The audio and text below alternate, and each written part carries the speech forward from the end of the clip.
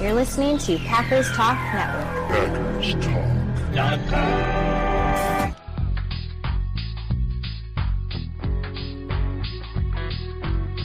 You're listening to No Huddle Radio on the Packers Talk Radio Network, your home for in-depth and thoughtful Packers analysis.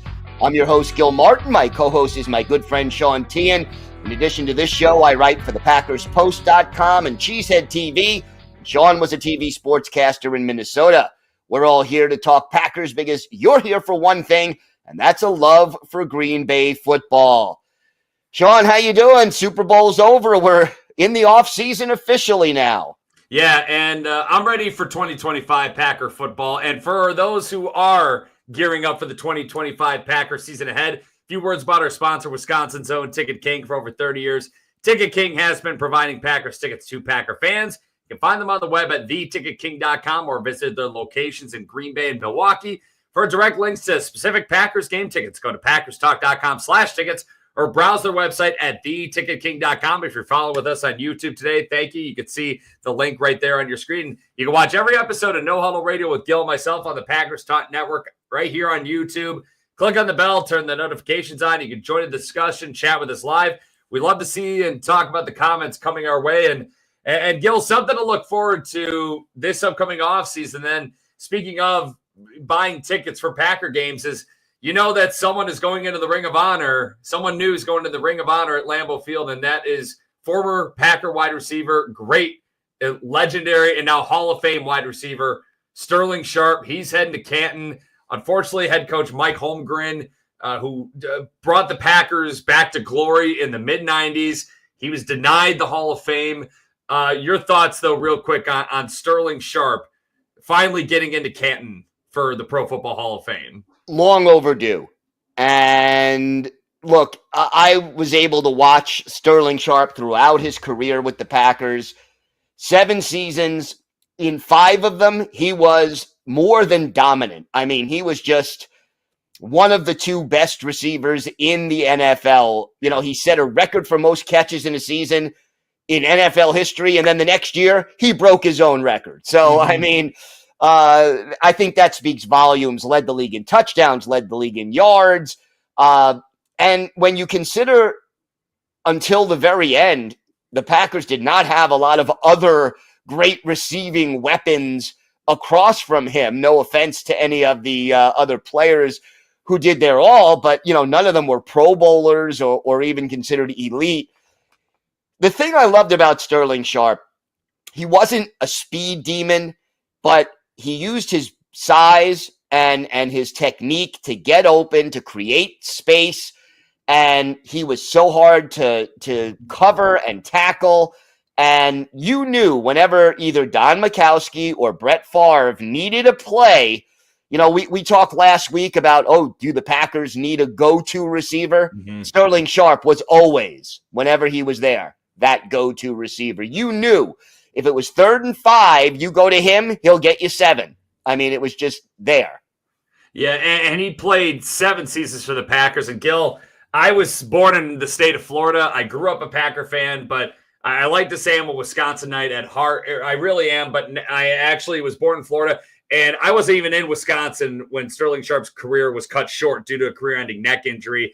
Played 7 years for the Packers, 3-time first-team All-Pro, a 5-time Pro Bowler, 595 career catches, 8,134 yards, and 65 touchdowns in those 7 years. He was one of 3 players in NFL history to do that in his first 7 NFL seasons with at least 8,000 receiving yards, 65 receiving touchdowns, and at least 590 career receptions.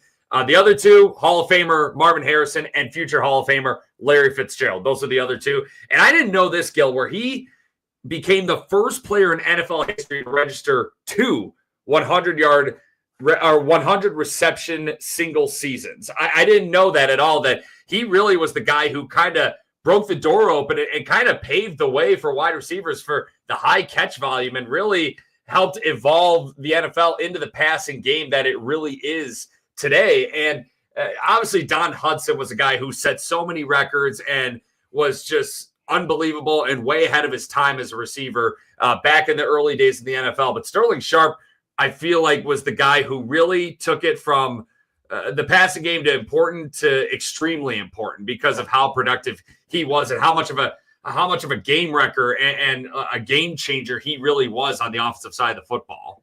Yeah, and look, the numbers speak for themselves. 7 seasons, 5 Pro Bowls, 3 times led the league in catches, including the 2 record-setting seasons, led the league in yards receiving once, and led the league in touchdowns receiving twice, including in his last season, in 16 games, 18 touchdown passes. And then, we learn about the neck injury, and he cannot continue to play. Mm-hmm. And yet, he only played in 2 playoff games with the Packers because in 1994, which was his last season, they diagnosed him after the regular season finale, so he missed the playoffs.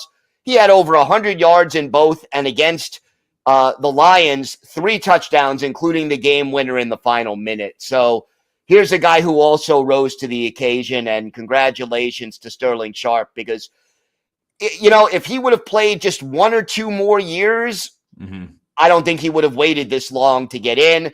And if he would have stayed healthy and played, let's say, 4 or 5 more years, we'd be talking about him in a very different stratosphere as far as all-time receivers are concerned.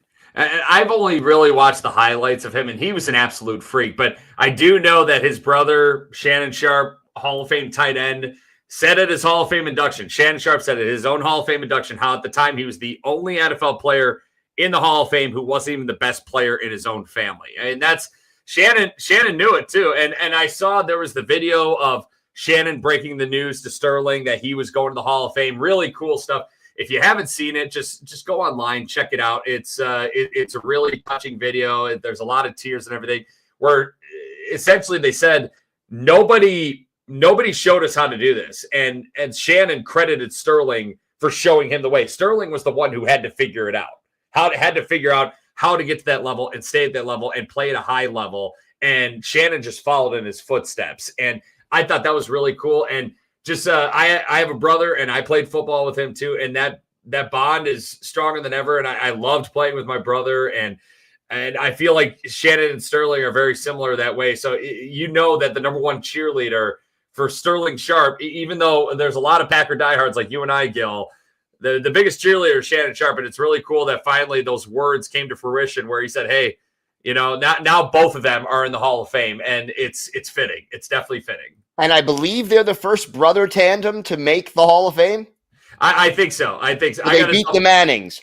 Yes, correct. Yeah, Eli didn't get in, which is good. I don't think, but we're not going to talk about Eli Manning. No, we're not here to talk about Eli. I do, though, want to talk about where Mike Holmgren, who was just so huge in the 90s. It was the 90s, the renaissance of the Packers. It was Ron Wolf. It was Brett Favre.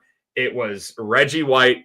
And it was Mike Holmgren. And 3 of those guys in the Hall of Fame, and Holmgren got denied. I think wrongly got denied. He took the Packers to a couple Super Bowls, took the Seattle Seahawks to 1 Super Bowl. He won 1 Super Bowl, 161 career wins. That's 21st all time. Took his teams to the playoffs 12 times. That's top 10 all time. 13 playoff wins, tied for 7th all time.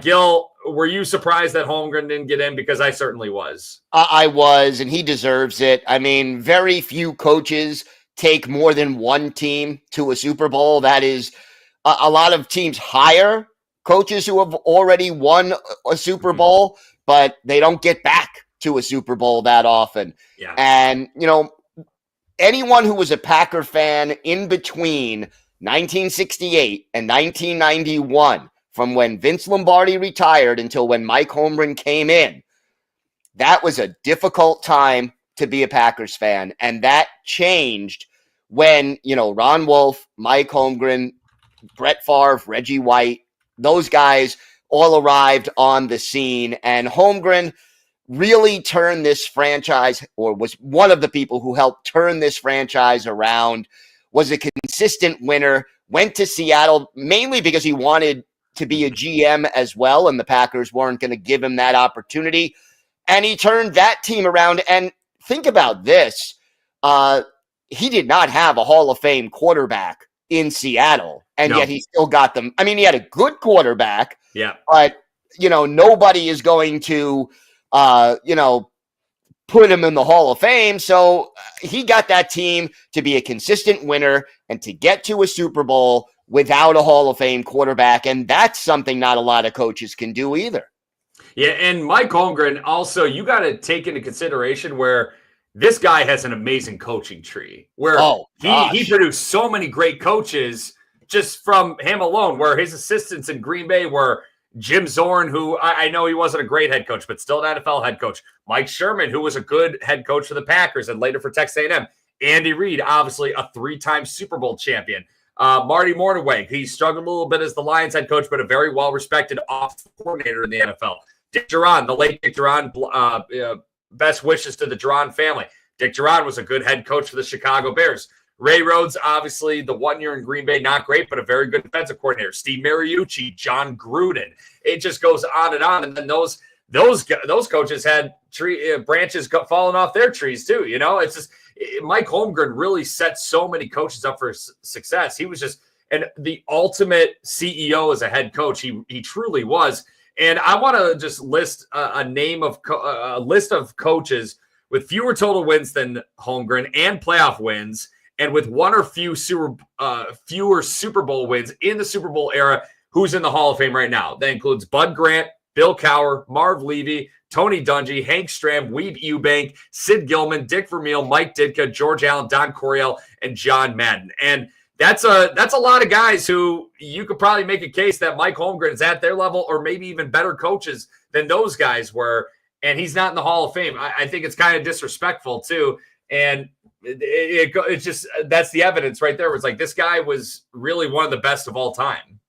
And just to add to it, and I don't know if this will go over like a lead balloon, but Mike Holmgren is the guy who got Brett Favre to focus and get his talent out there. Yep. Because let's say this, love him or hate him, Brett Favre was not an easy guy to coach.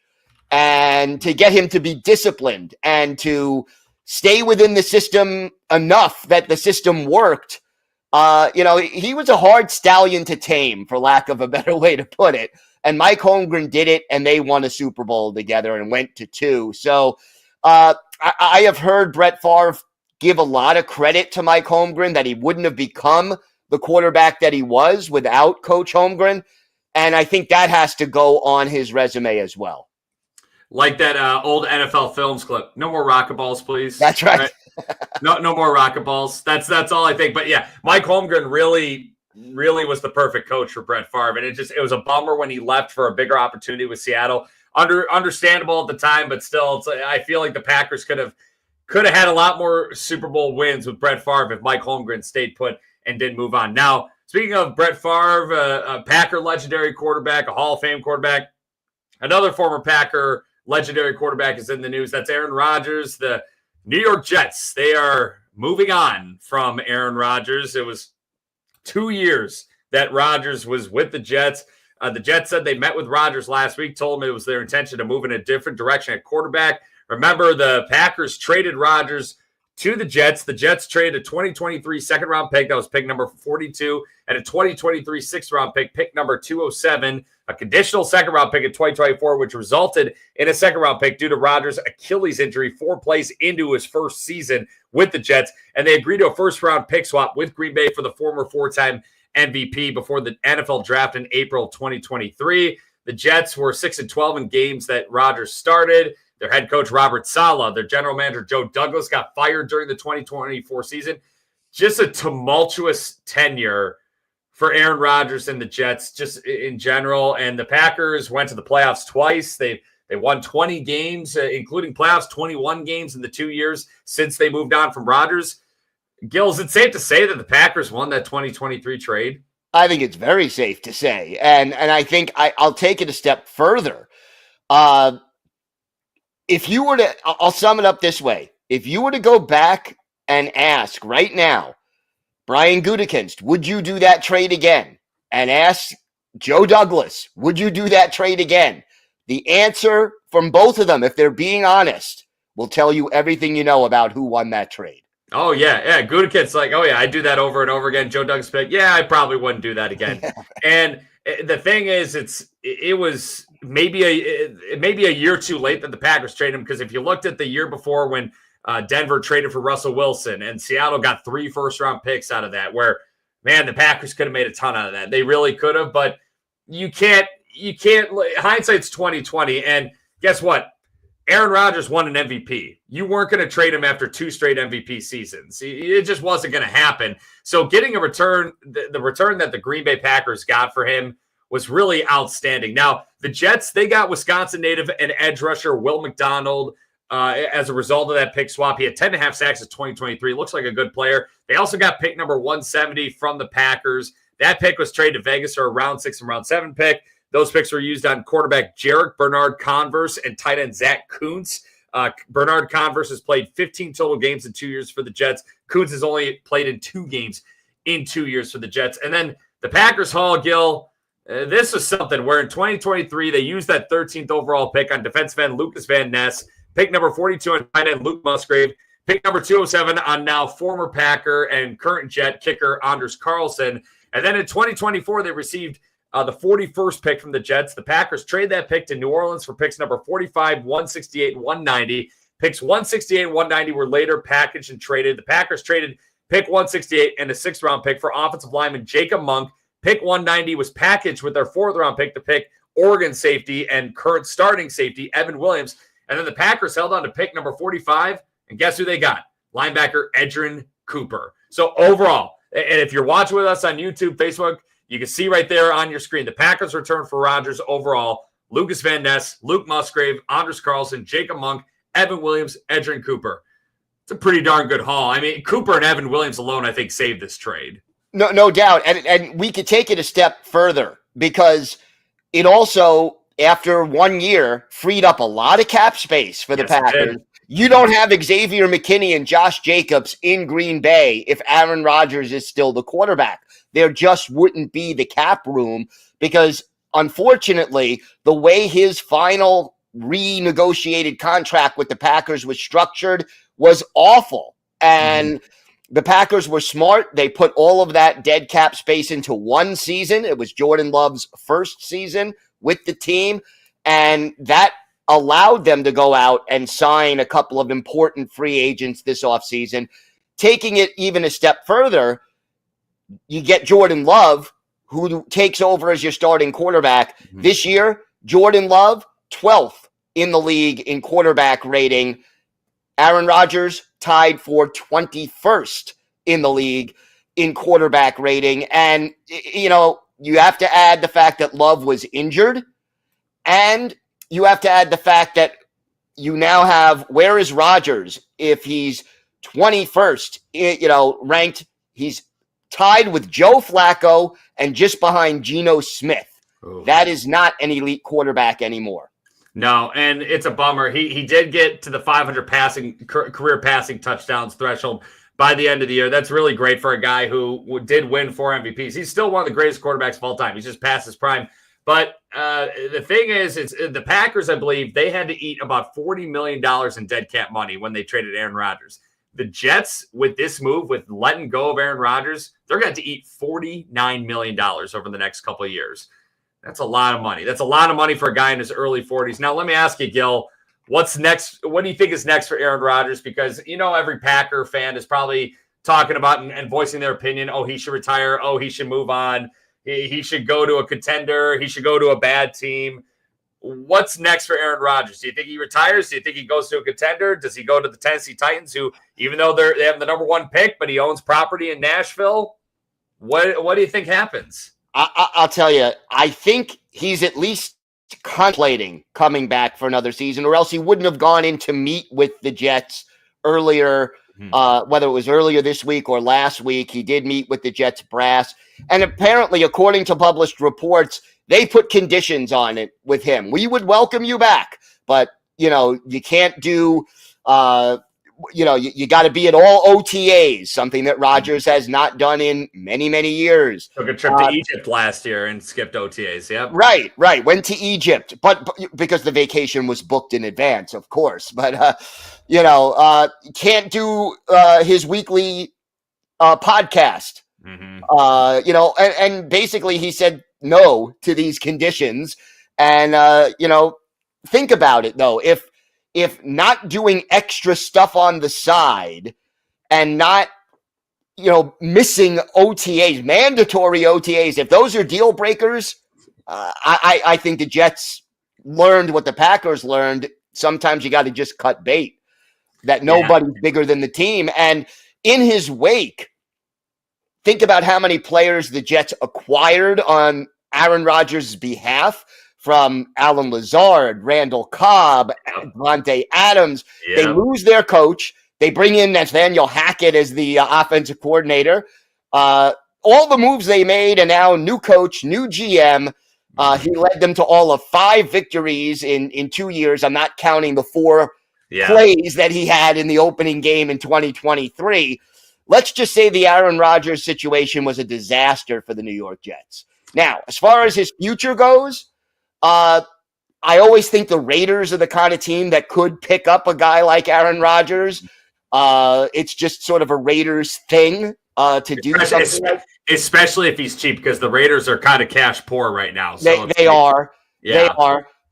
I can't rule out the Vikings, because that's where former Packer great quarterbacks go to end their career. See, with the Vikings, a lot of people are thinking that, but with me, I'm just thinking Favre went there in spite of the Packers. I don't think Rodgers has any bad blood with the Packers. And I don't think so. I don't think so, but I don't know. I just don't see the Vikings. I don't think he wants to stick it to the Packers in any way like Brett Favre did. Well, we'll see. That the Vikings could use him for 1 year. They could. And to let the number 1 pick from last year develop, because he didn't play at all. He got hurt.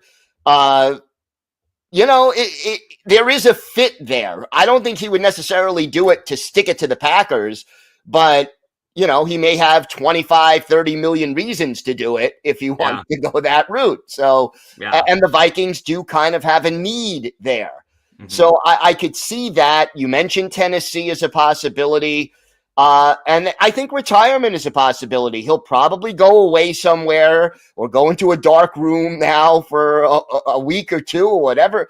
And no disrespect. I'm not trying to be disrespectful when I say that, but he's going to do whatever he does to clear his mind and make his decision. I think he should retire. He's a shell of his former self. Mm-hmm. Forgetting all of the things that happened as he left Green Bay in the last year he had, where he seemed very disengaged. I don't want to see his long-term health jeopardized by hanging on too long. He's a first ballot Hall of Famer. I just don't see him leading a team to a Super Bowl this year based on the way he played when he was with the Jets. I think it's smarter for him to retire, but we'll see.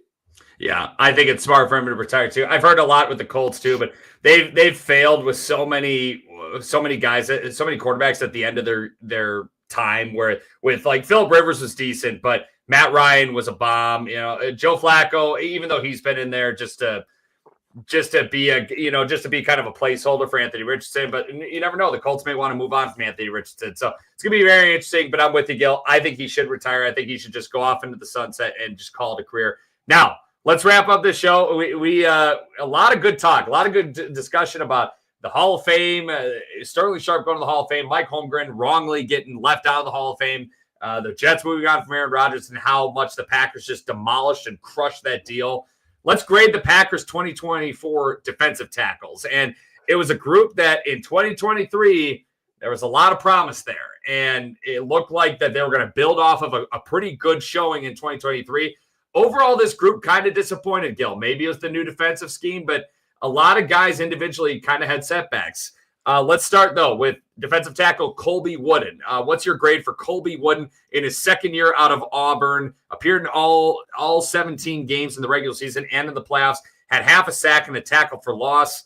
20 total tackles, 2 tackles for loss. What was your thought on Colby Wooden? What grade would you give him? Again, my grades are based on a combination of expectations and performance. So, if a guy is highly regarded and he gets 3 sacks, that's not a great grade. If a guy is a reserve and nothing was expected of him and he gets 3 sacks, that could result in a higher grade.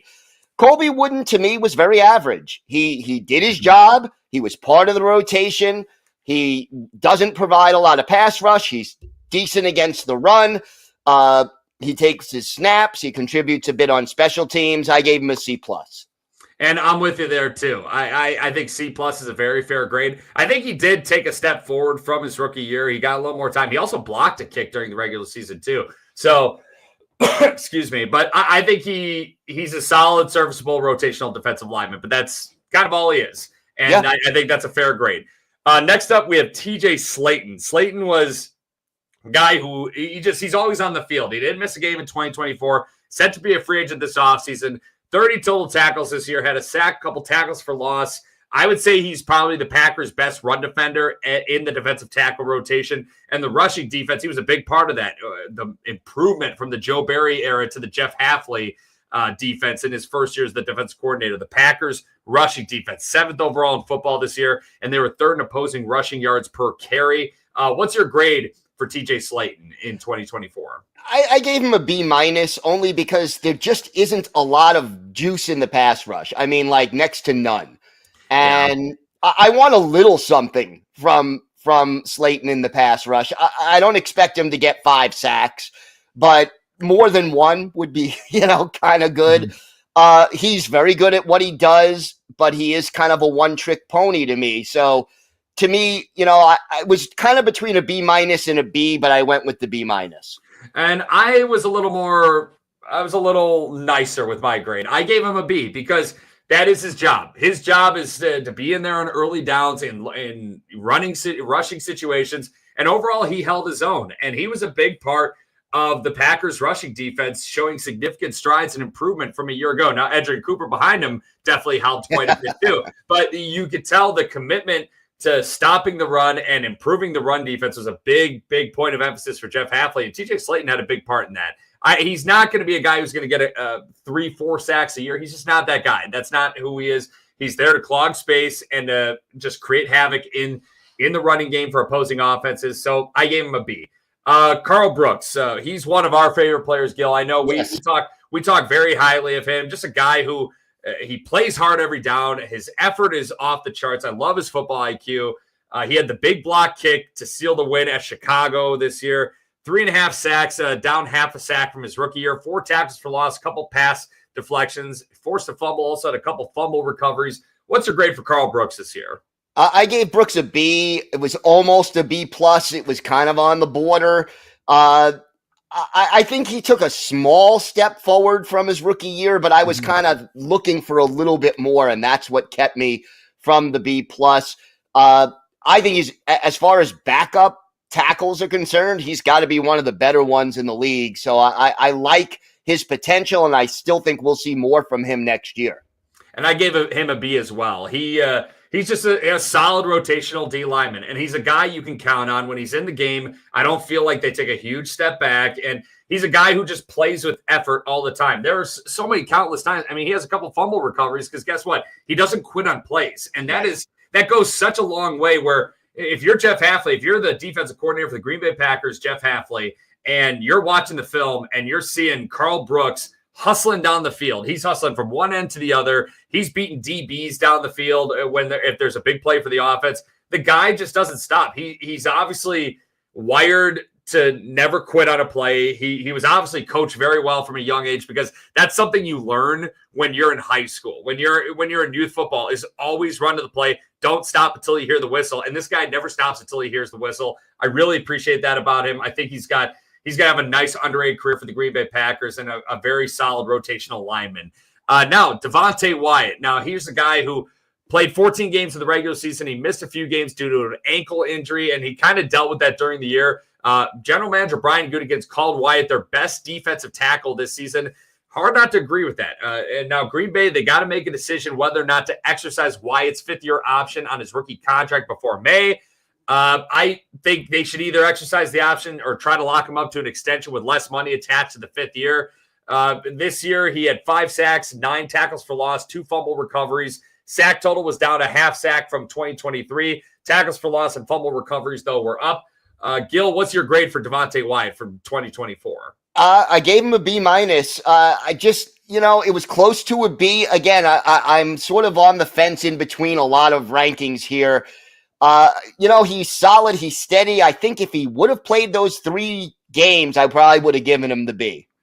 Yeah, and I give him a B, actually, because I do agree with Brian Gutekunst. I think he was their best D tackle. Carl Brooks also got a B, and I think he was probably and TJ Slaton got a B. I think those are the 3 best defensive tackles for the Green Bay Packers this year. And TJ Slaton was very good in the run game. Carl Brooks, just a solid rotational guy. And Devontae Wyatt, you can tell the guy's clearly got talent. It's just a matter of just doing it on a consistent basis, where I think he has improved every year since coming into the league. And that's huge. And that's something that obviously every talent evaluator wants to see, is like, how's this guy been from year 1 to year 2, year 2 to year 3, year 1 to year 3? And Devontae Wyatt is on an upward trend, and that's very promising.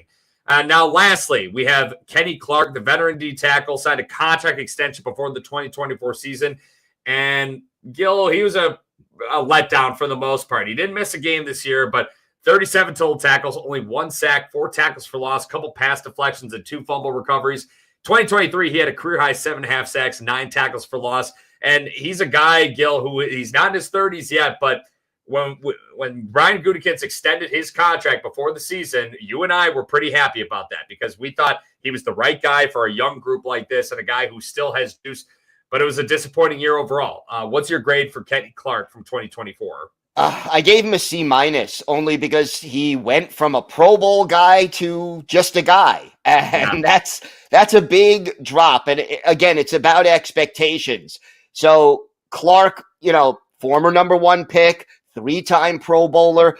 And you heard talk in the offseason that, Jeff Hafley's 4-man front is perfectly designed for Kenny Clark to excel. You think so? He's not going to be lining up against the center. He's not going to be double teamed as much. They'll be able to move him around. He'll penetrate against the run. He'll get pressure on the quarterback. And then there were too many games this year where you were just like, hey, did Kenny Clark play today? Mm-hmm. And I'm a big Kenny Clark fan. I have loved what he's given the Green Bay Packers over the course of his career. And a big question that has to be answered, and I hope Clark answers it the way we want. Is this him hitting the wall because his body is wearing down, or was this just an off season because he didn't feel comfortable in the new system and he maybe was playing through some injuries? And, was it just an off year, or is this the beginning of the end?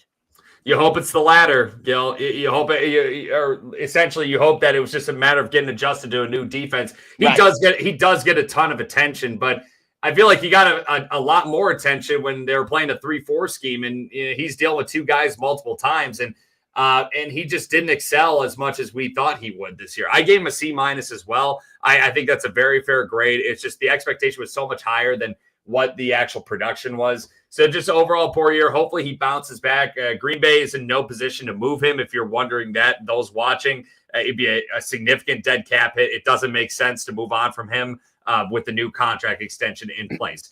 Now, Jonathan Ford, he got an incomplete grade because he was technically on the Packers 53-man roster for 2 days. That's why we're acknowledging him. He was on the 53-man roster for 2 days in October after beginning the 2024 season out of camp on the injured reserve list with the designation to return.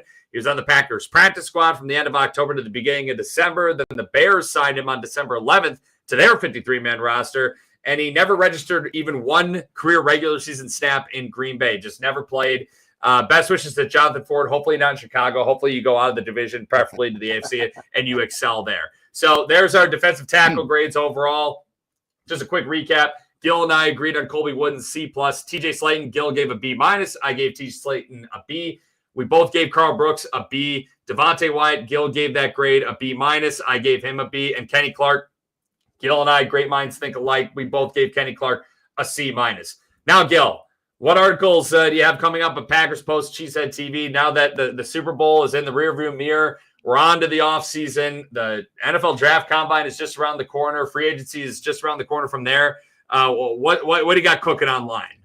Well, for the Packers Post, in fact, I just published an article about 5 players who the Packers hope will bounce back in 2025, and one of them was indeed Kenny Clark. So it just sort of fits in with that. And on Cheesehead TV, I talked about some of the things that Jordan Love needs to do to take his game to that next level. So hopefully he'll be able to do some of those things. Yeah. Hey, I don't think Jordan Love is healthy this year. I firmly believe that first game in Brazil screwed him up, and I don't think he's not a guy who's going to admit it, but I think it definitely messed with him. Anyways, Gil, you ready for some trivia? I am ready for some trivia, and I hope it's a little easier than last week's. Yes, I'm not even going to give you hints because you should be able to get this. So We saw former Packers draft crush Cooper DeJean make one of the biggest plays of the game on Super Bowl Sunday this past weekend. He registered a pick six in the first half to put an early stamp on that game en route to the Eagles' dominant championship win over the Kansas City Chiefs, denying them a three-peat. Now, Gil, which two Packers have registered pick sixes in the Super Bowl era? And I know you know this right away because you nod your head. You're like, yep, I got this. Yeah, I got this. You start with Herb Adderley in Super Bowl II. That was the first ever defensive touchdown in Super Bowl history. And then Nick Collins in against the Steelers in Super Bowl 45, which turned out to be a huge play in that Super Bowl. I feel like I just alley-ooped a slam dunk to you. You know, I just felt like I alley-ooped it and you dunked it right through. You nailed it. Herb Adderley and Nick Collins. The Nick Collins interception, that was after former defensive tackle Howard Green, a huge midseason pickup for the Packers that year. He hit Ben Roethlisberger's arm while he's trying to throw a deep ball. Collins, he picked off the free ball, went 37 yards for a pick six in the Packers' 31-25 Super Bowl 45 win over the Steelers in 2011. And then Hall of Fame defensive back Herb Adderley registered a 60-yard pick six in the fourth quarter Super Bowl II to put the Packers up 33-7. Game they end up winning with ease 33-14. Like Gil said, that was the first defensive touchdown in the Super Bowl era in Super Bowl history. Two great players. Nick Collins, you wonder, I don't think he'll be a Hall of Famer, Pro Football Hall of Famer, but it's a conversation worth having. He didn't have the kind of career that Sterling Sharpe did in the short time, but you just wonder with Nick Collins what could have been with him as well. Yeah, you definitely wonder what could have been. And, you know, here's a guy who made 3 Pro Bowls, won a Super Bowl, had that magic moment in the Super Bowl, and was forced to retire at the age of 28. So if he would have hung on for 3-4 more seasons and played at a high level, maybe he had a chance to get into the Hall of Fame. And I also believe, briefly, that if he were healthy in 2011, maybe the Packers win that Super Bowl that year after going 15-1. What could have been, man? What could have been with Sterling Sharpe? What could have been with Nick Collins? What could have been if Mike Holmgren never left for Seattle? What could have been if the Packers hired Andy Reid instead of Ray Rhodes? You just never know. For endless Packers talk, though, with Gil and myself, thank you for those tuning in and who continue to tune in every week. We really appreciate it. Click the bell on YouTube. Turn the notifications on so you don't miss an episode. Also, keep following us and listening to us on Spotify, on Apple. Is it iTunes? What is it? It's Apple Podcasts. Yeah. I don't know if iTunes is a thing, but thank you for tuning in, and tell your friends, tell your family, tell your enemies, tell Gil's friends and enemies too. And we love to chat Packers and keep coming. We got a long off season ahead. We're gonna go through it together. Yeah, we are, and we'll be here every week. And thanks for giving me some enemies. I appreciate that. Hey, yeah, I feel like it's like, hey, you keep your friends close, you keep your enemies closer, Gil. There you go. Don't get on Gil's bad side, folks. Don't get on his bad side. You won't like me when I'm angry. Right? All right, Hulk, easy there. All right, that's it for today. We'll be right back here next week. Follow us on Twitter at Gil Packers and at GB Packers Sean. Stay up to date on all things Packers or to ask us questions.